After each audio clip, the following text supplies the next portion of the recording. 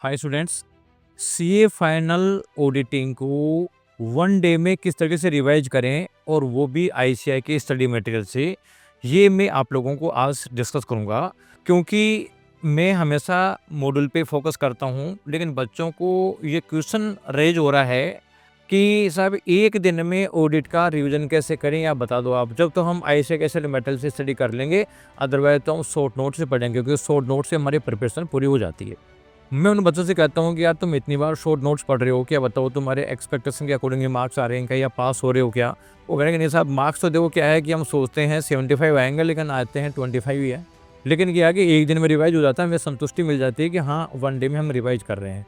तो क्या ये चीज़ें सही है?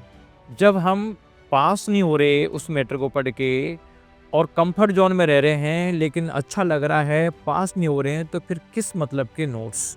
तो मैं इस वीडियो में ये तरीका सिखाऊंगा कि एक दिन में आप स्टडी मटेरियल से एग्जाम में कैसे रिवाइज करोगे। और वो मैं बताऊंगा कि जो 1.5 डेज का टाइम मिलता है, उसमें एक नहीं तुम 2 बार रिवाइज करोगे। तो इस वीडियो को आप पूरा देखना और साथ में अपने दोस्तों को भी शेयर करना, जिससे ज़्यादा से ज़्यादा बच्चों को इसका बेनिफिट मिले। और आप वीएसआई का यूट्यूब चैनल सब्सक्राइब करना और बेल आइकन दबाना, और साथ में आप कमेंट करके मेरे को बताना कि क्या ये चीज़ सही है, हो सकती है कि नहीं हो सकती। तो देखो, सबसे पहले मैं आप लोगों से बताता हूँ कि स्टूडेंट्स आईसीआई मैटर के बजाय जो शॉर्ट नोट्स पढ़ते हैं, उसका वो लॉजिक मेरे को 2-3 लॉजिक देते हैं कि साहब मार्केट में ये सब लोग बोलते हैं सीनियर्स कि एक दिन में ऑडिटिंग का रिवीजन नहीं हो सकता, तो इसलिए शॉर्ट नोट्स पढ़ो जिससे कि एक दिन में हम रिवाइज कर लें। तो चाहे पर्पस हो नहीं हो, तो एक दिन में रिवाइज नहीं होना, ये आप लोगों के माइंड में फीड कर दिया गया।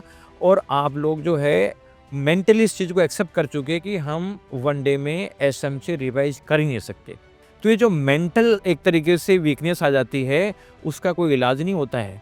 इसके लिए तो मेंटल स्ट्रांगनेस डेवलप करनी पड़ेगी। स्ट्रांगनेस डेवलप करोगे जब ही पर्पसफुल होगा, तो ये पर्पसफुल नहीं होगा। ये देखो क्या है कि जो मेंटल वीकनेस है, माहौल को देख के हो जाती है, ये जब पास्ट एक्सपीरियंस के बेसिस पे हो जाती है। आपको एक एग्जांपल बताता हूँ, बहुत अच्छा एग्जांपल है कि जो हाथी होता है, उसको एक छोटी सी मतलब रस्सी से बांध दिया जाता है, और वो ऐसी रस्सी होती है कि हाथी एक थोड़ा सा पाँव को आगे करे तो रस्सी टूट जाएगी और वो छोड़ के जा सकता है कहीं पे भी।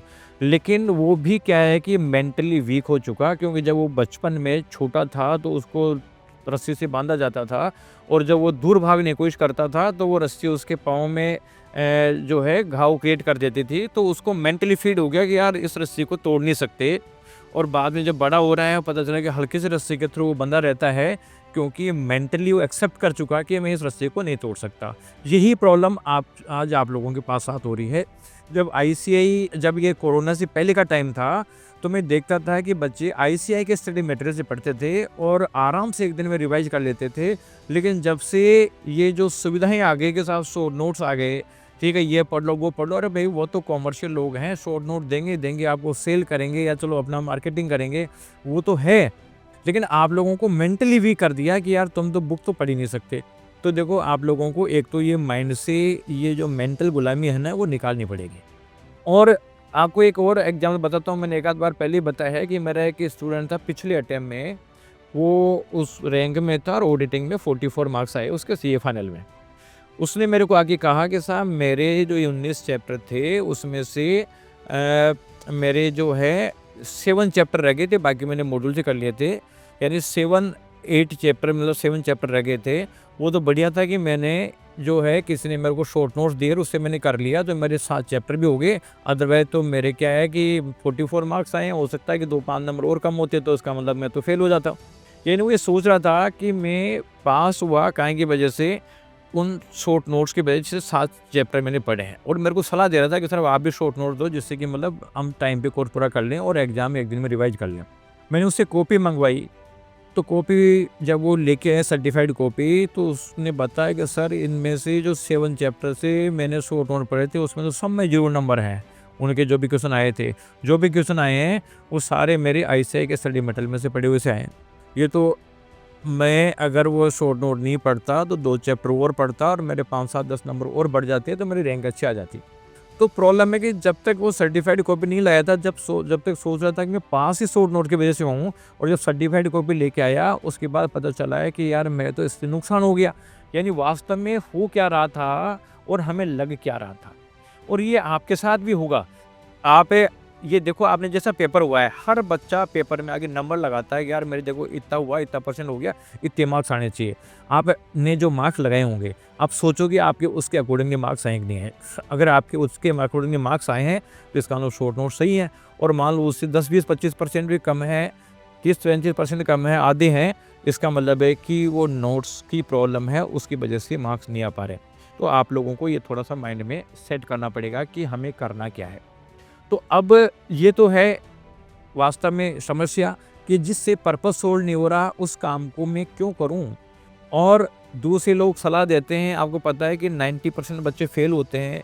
जो आप सलाह ले रहे हो उसमें से 10 बच्चों से लोगे तो 9 तो वो मिलेंगे जो फेल होंगे। तो इसका मतलब उनकी जो ओपिनियन लोगे तो उनके हिसाब से तो पर्पस सोल्व नहीं हो पाएगा ना। तो ऐसे लोगों के जाल से छूटो आप। देखो, सीए करने के लिए कंफर्ट जोन से बाहर निकलना पड़ेगा। इसका कोई शॉर्टकट नहीं है। शॉर्टकट करने की कोशिश करोगे तो अटेम्प्ट लगते जाएंगे और पर्पस सोल्व होगा नहीं। तो क्या करें? आईसीए का स्टडी मटेरियल पढ़ें। तो आईसीए का स्टडी मटेरियल वन डे में कैसे रिवाइज होगा, ये देखो मैं आपको बताता हूँ। आईसीए का स्टडी मटेरियल में आप देखेंगे तो इसका मतलब है कि जो चैप्टर हैं, टोटल जो मॉड्यूल दे रखे हैं 3, उनमें जो चैप्टर हैं उसकी पेजेस का टोटल 1004 है। यानी 1000 पेजेस मोटे मोटे हैं। इसके अलावा जो ऐसे है, और देखो ऐसे जो डिफरेंट है, बहुत सारे ऐसे इसमें कवर्ड है। एक 500 की सीरीज और ऐड कर लेना इसमें, आप जो प्रोनाउंसमेंट से पढ़ लेना, ठीक है ना।